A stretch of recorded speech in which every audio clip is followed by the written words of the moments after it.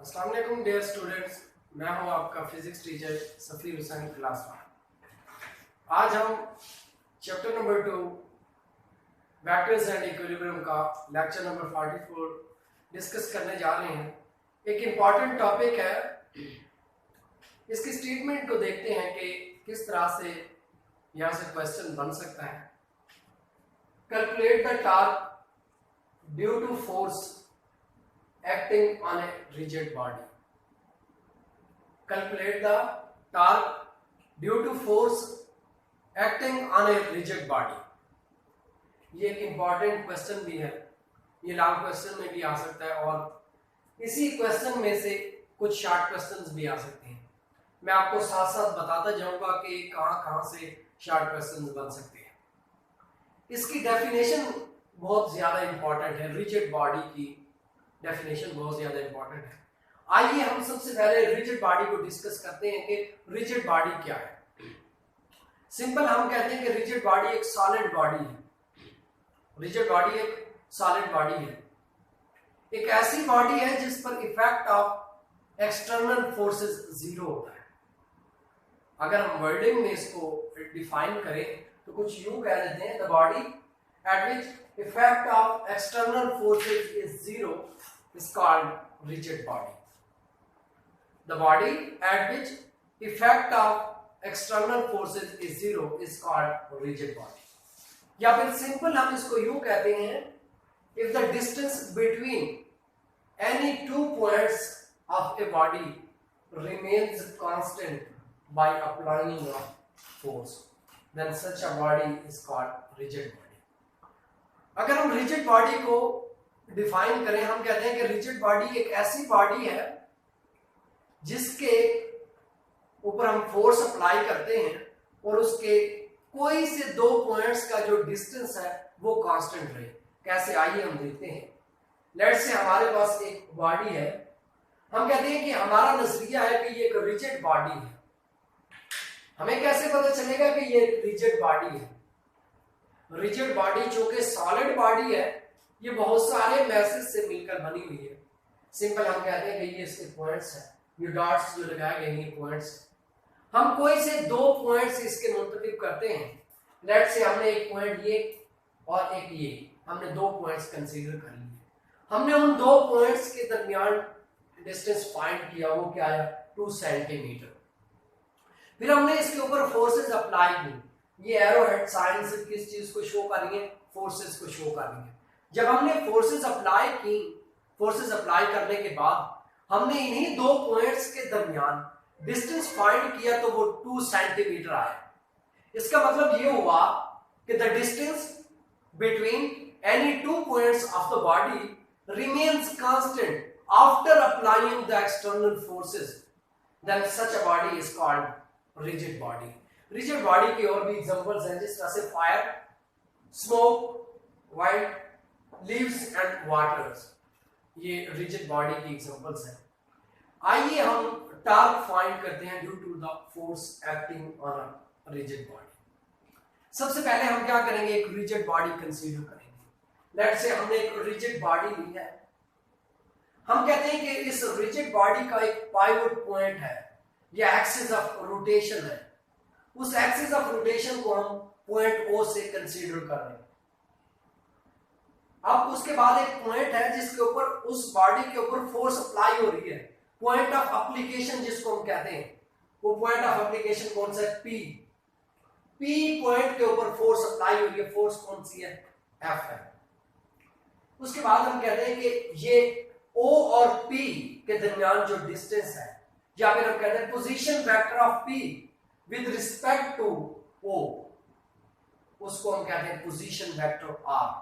उस आर की मैग्नीट्यूड क्या है, दिस पोजीशन वेक्टर आर की मैग्नीट्यूड क्या है, आर है। इट मींस कि distance between two points, axis of rotation and the point of application is represented by R. ये आर की डायरेक्शन है, इस पोजीशन वेक्टर की डायरेक्शन है, और ये फोर्स की डायरेक्शन है। इन दोनों वेक्टर्स के दरमियान जो एंगल है वो क्या है, थीटा है। हमें पता है कि जब भी कोई वेक्टर किसी एक्सिस के साथ एंगल बनाता है तो वो अपने कंपोनेंट्स में रिजॉल्व हो जाता है। आइए हम रेजोल्यूशन ऑफ फोर्स देखते हैं। फोर्स किस तरह से रिजॉल्व होती है अपने रेक्टेंगुलर कंपोनेंट्स में। ये बात हम पहले पढ़ चुके हैं कि थीटा के सामने वाला उसका वर्टिकल कंपोनेंट होता है, और वर्टिकल कंपोनेंट को हम किस चीज से रिप्रेजेंट करते हैं, एफ साइन थीटा से। दूसरा जो कंपोनेंट होता है हॉरिजॉन्टल, उसको हम कहते हैं एफ एक्स। एफ एक्स किसके इक्वल होता है, एफ कॉस थीटा। हमने ये लिखा है F sine theta component of force perpendicular to the position vector R. अगर इस गिवन डायग्राम में हम देखें तो हमारा जो आर है वो इस डायरेक्शन में है, ये डायरेक्शन है आर की, और एफ साइन थीटा की डायरेक्शन ये है। इन दोनों के दरमियान देखें तो बनने वाला एंगल क्या है, 90 डिग्री। इसलिए हमने कह दिया कि F sine theta component of force perpendicular to the position vector R. ये जो साइन यूज किया गया ये किस चीज का है, परपेंडिकुलर का है। एफ साइन थीटा फोर्स का वो कंपोनेंट है जो पोजीशन वेक्टर आर से परपेंडिकुलर है। दूसरा कंपोनेंट फोर्स का क्या है, F cos theta component of force parallel to the position vector R. ये जो साइन है ये किस चीज का है, पैरेलल का है। अगर देखें तो एफ कॉस थीटा की डायरेक्शन भी यही है और पोजीशन वेक्टर आर की डायरेक्शन भी यही है। इसका मतलब ये हुआ कि F cos theta component force का वो कंपोनेंट है जो along the direction of position vector है या फिर पैरेलल है to the direction of position vector. आइए हम टॉर्क फाइंड करते हैं due to the force about point O point पर हम टॉर्क फाइंड करते हैं। अब देखिए टॉर्क की जो इक्वेशन होती है वो होती है torque is equal to R F sine theta. हम कहते हैं, हम फाइंड करते हैं टॉर्क का एफ कॉस थीटा की वजह से। लेट्स से हम कहते हैं as the line of action of force F cos theta passes through point O. अगर देखें तो ये एफ कॉस थीटा की डायरेक्शन है, ये एफ कॉस थीटा इस पॉइंट एक्सिस ऑफ रोटेशन से पास आउट होके जा रहा है। जब ये इस पॉइंट से पास आउट होके जा रहा है तो इसका मूवमेंट आर्म क्या होगा, डिस्टेंस क्या होगा, perpendicular distance zero. Perpendicular distance क्या होगा, जीरो। अगर परपेंडिकुलर डिस्टेंस जीरो होगा तो टॉर्क फोर्स के इस कंपोनेंट की वजह से क्या होगा, जीरो होगा।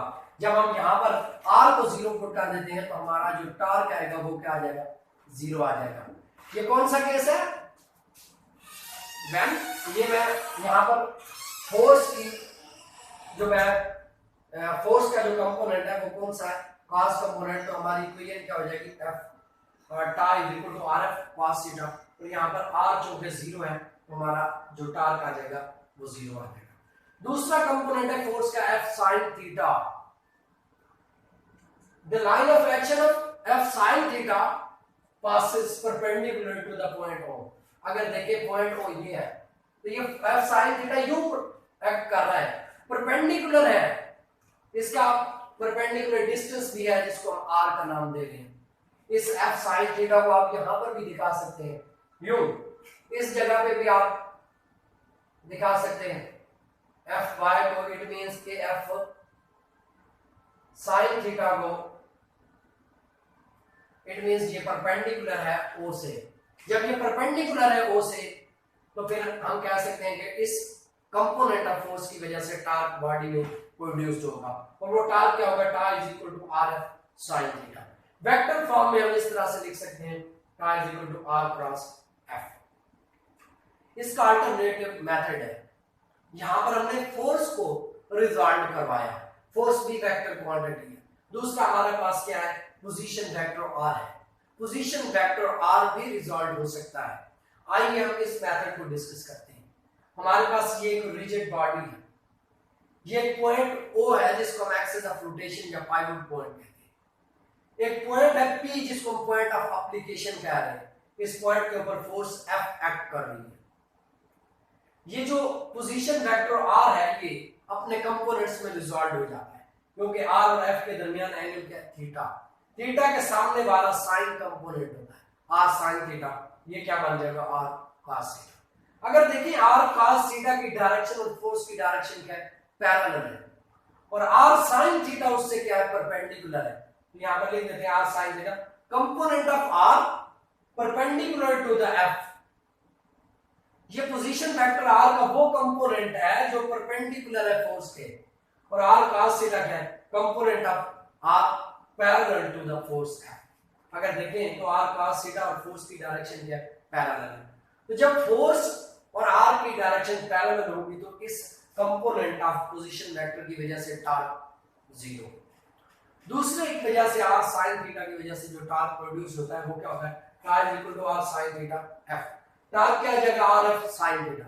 वेक्टर फॉर्म में हम इसको इस तरह से लिख सकते हैं, torque equal to R cross F. इस टॉर्क के बारे में कुछ इंपॉर्टेंट नोट्स हैं। सबसे पहली बात तो ये है, हम कहते हैं कि torque is the counterpart of force for rotational motion. Torque is the counterpart of force for rotational motion.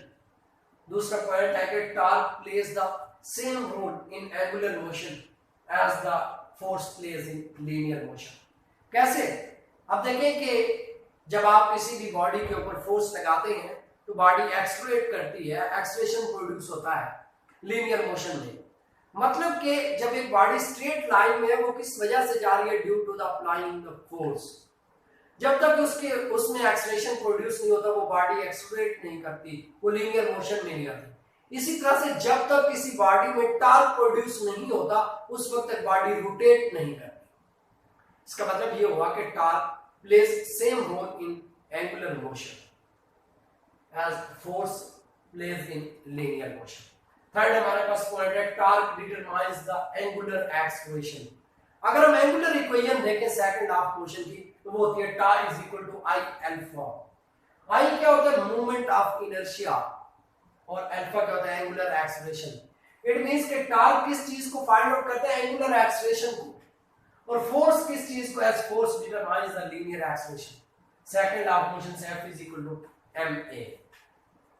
Force linear acceleration देती है, टॉर्क एंगुलर एक्सेलरेशन।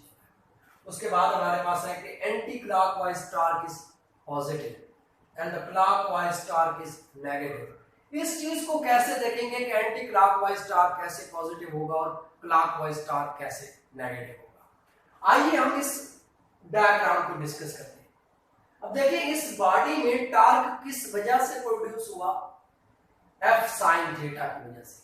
इसी फोर्स की वजह से टॉर्क प्रोड्यूस हुआ इस बॉडी में। अगर देखें तो इसकी डायरेक्शन क्या है, यूं। ये कौन सी डायरेक्शन है, एंटी क्लॉकवाइज।